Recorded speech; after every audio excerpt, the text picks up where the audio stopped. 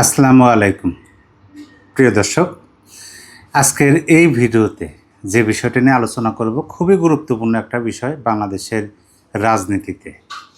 শিরোনাম যেটা দিয়েছি যে জনগণের আদালতে শেখ হাসিনার পক্ষে যে রায় সেটি একমাত্র বাস্তব ও চূড়ান্ত রায়। এটা আমি যদি এই যে মাঝখানে শেখ হাসিনা এই শব্দ দুইটা বা এই নামটা যদি বাদও দেই, তাহলে কিন্তু সবার ক্ষেত্রে এটা প্রযোজ্য যে জনগণের আদালতের পক্ষে আদালতে যার পক্ষে যে রায় সেটি একমাত্র বাস্তব ও চূড়ান্ত রায়। আমি শেখ হাসিনার বিষয়টা এখানে উল্লেখ করছি কারণ এই বিষয়টা নিয়ে আলোচনা করব যে শেখ হাসিনার প্রসঙ্গে বা শেখ হাসিনার বিষয়ে এই যে জনগণ বা জনতা, এই জনগণের তাদের মতামতটা কী, জনগণের আদালতের রায়টা কী শেখ হাসিনার বিষয়ে, সে বিষয়টা আমরা এই ভিডিওতে জানার চেষ্টা করব। প্রথমে আমরা রাজনীতিতে জনগণের আদালত বলতে কী বোঝায় এটা সম্পর্কে ছোট্ট একটা ধারণা নেই। বিস্তারিত বললে অনেক অনেক কথা, জনগণের আদালতের রায় সম্পর্কে বলতে গেলে অনেক কথা বলতে হবে। জাস্ট আমরা সংজ্ঞাটা ছোট্ট করে জেনে নেই।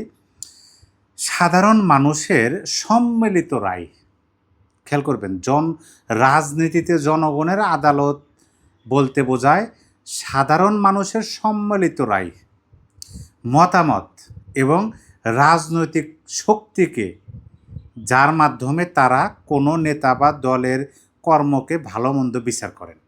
তাহলে এখানে কি যে সাধারণ মানুষের রায়, মতামত এবং রাজনৈতিক শক্তিকে, মানে যার মাধ্যমে তারা তারা কারা তারা অর্থাৎ জনগণ কোনো নেতা বা দলের কর্মর ভালো মন্দ বিচার করেন। সেটা আপনি বলতে পারেন নির্বাচন বা যাক, সে বিষয়গুলো যার সংজ্ঞাটা আমরা জেনে নিলাম। এখন আসেন হচ্ছে শেখ হাসিনার বিষয়ে জনগণের আদালতের বা শেখ হাসিনার পক্ষে জনগণের আদালতে কী রায় হলো সে বিষয়টা জেনে নেই। আমি আজকে একটা খুবই সাধারণ মানুষের কথা শুনলাম, সোশ্যাল মিডিয়াতে ব্যাপকভাবে ভাইরাল হয়েছে।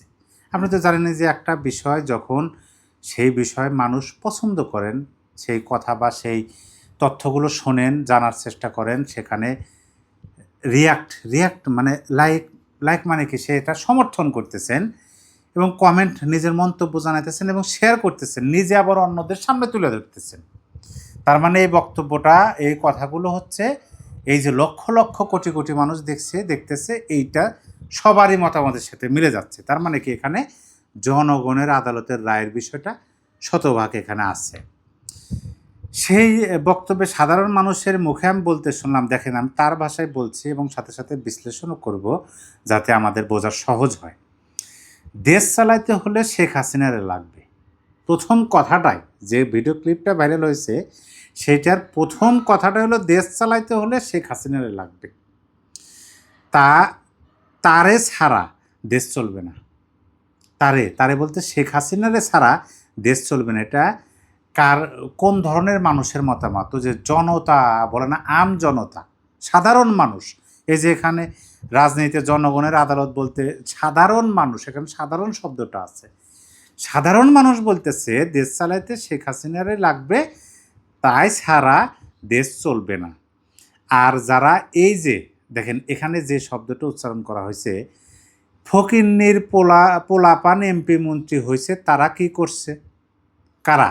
তখন আবার ওই ক্যামেরার পেছন থেকে প্রশ্ন, কারা? এই যে এনসিপির পোলাপান, মানে এনসিপির পোলাপানের কথা বলতেছেন যে এই যে ফকিন্নির পোলারা এমপি মন্ত্রী হয়েছে, তারা কি করছে? তারপরে তিনি উচ্চ স্বরে বলতেছেন যে হাসিনা স্বাস্থ্য খাতে 42,000 কোটি টাকা থুয়ে গেছে। হাসিনা অর্থাৎ মানে বক্তব্য কথা শুনে বোঝা যাইতেছে এই যে ডক্টর ইউনূসের শাসনামলের শেষের দিকে হয়তো বা এই বক্তব্যটা দিয়েছিলেন যে হাসিনা স্বাস্থ্য খাতে 42,000 কোটি টাকা থুয়ে গেছে, একটা হামের টিকাও দেয়নি। দেখেন মানুষ কিন্তু খুবই সচেতনভাবে এই বিষয়গুলো খেয়াল করে যে শেখ হাসিনা কত টাকা রেখে গেছে স্বাস্থ্য খাতে, 42,000 কোটি টাকা, কিন্তু একটা হামের টিকাও দেয় নাই। কে দেয় নাই? ডক্টর ইউনূস দেয় নাই। কতগুলো পোলাপান মরছে, এর কারণে ব্যবস্থা নিছে কোনো সরকার? মানে ডক্টর ইউনূসের সরকার এবং বর্তমান সরকার, এই সরকারের মধ্যে মানে কোনো সরকার তিনি এই কথাটা বোঝাতে নির্দিষ্ট করে বলেন নাই যে ডক্টর ইউনূস সরকার যে এই স্বাস্থ্য খাতে 42,000 কোটি টাকা থাকা সত্ত্বেও যে আমের টিকা দিল না বা আনলো না, এবং কতগুলো পোলাপান তার কথায় মরছে, এর কোনো ব্যবস্থা নিচ্ছে কোনো সরকার? এইটা প্রশ্ন করছেন তিনি। এই টাকাগুলো এনসিপির পোলাপান ফকিন্নির পোলারা এখন এমপি মন্ত্রী কোত্থেকে হয়েছে এই টাকা? মানে কোত্থেকে আইছে এই টাকা? এই যে এনসিপির পোলাপানরা যে এমপি মন্ত্রী হয়েছে, এই এমপি মন্ত্রী যে হইতে যে এত টাকা লাগে, এত টাকা তো তাদের ছিল না, কিন্তু এই টাকাগুলো এখন কোথা থেকে আইছে? এটাও কিন্তু সাধারণ মানুষের প্রশ্ন। আমি কিন্তু সাধারণ মানুষের কথা আপনাদেরকে বলতেছি। এমপি হয় মন্ত্রী হয় কোত্থেকে হয়েছে? মানে এমপি হইতেছে মন্ত্রী হইতেছে কোত্থেকে আইছে? যেমন ধরেন নাহিদ ইসলাম মন্ত্রিত্ব পেয়েছিলেন, আসিফ মাহমুদ সজীব ভাইয়ের মন্ত্রিত্ব পেয়েছিলেন তো।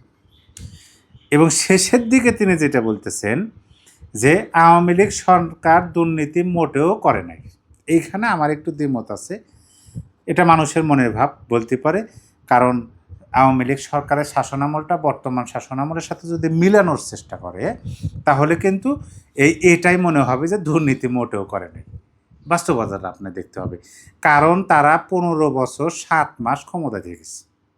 সেই 15 বছর 7 মাস ক্ষমতায় থেকে যা করছে, এখন নিউজ পত্রিকায় আমরা যে বিষয়গুলো দেখতেছি, যে মাত্র মানে 6 মাসে ডক্টর ইউনূসের প্রথম 6 মাসে ওই 15 বছর 7 মাসকে ছাপিয়ে গেছে দুর্নীতি বলেন যেটা বলেন না কেন। তাইলে সেইটার সাথে যখন তুলনা করবে, তখন তো মানুষ বলবে যে তারা দুর্নীতি করে না। তারপরে তিনি বলছেন যে আওয়ামী লীগ সরকার কাজ করেছে রাস্তায়, দেখেন রাস্তাঘাটে দেখেন। আবার এখানে অন্য একটা কোনো শালায় কইছে আওয়ামী লীগের প্রধান, মানে তারপরে তাকে প্রশ্ন করা হয়েছে যে আপনি যার সুনাম গাইতেছেন, আওয়ামী সভানেত্রী শেখ হাসিনা সুনাম গাইতেছেন, তিনি তো পালিয়ে গেছেন। তখন বলতেছে কোন শালাই কইছে আওয়ামী লীগের প্রধানমন্ত্রী পালিয়ে গেছে। সে এখানে দেখেন এই যে খুবই গুরুত্বপূর্ণ, সেনা প্রধানের কাছে শুনেন। প্রথমে বলতেছেন কোন শালাই কইছে আওয়ামী সভানেত্রী পালিয়ে গেছে শেখ হাসিনা, আপনি সেনা প্রধানের কাছে শোনেন। বাংলাদেশের সবচেয়ে বড় বাহিনী আর্মি, তার বিমান দিয়া তাকে রেখে আইছে। তাইলে তিনি কেমনে পালালেন?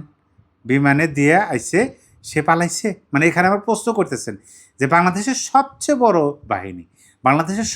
বড় বাহিনী আর্মি, তাদের বিমান দিয়ে আইছে, সে পালাইছে? মানে বিমান দিয়ে রেখে দিয়েছে, তাহলে কি সে পালালো?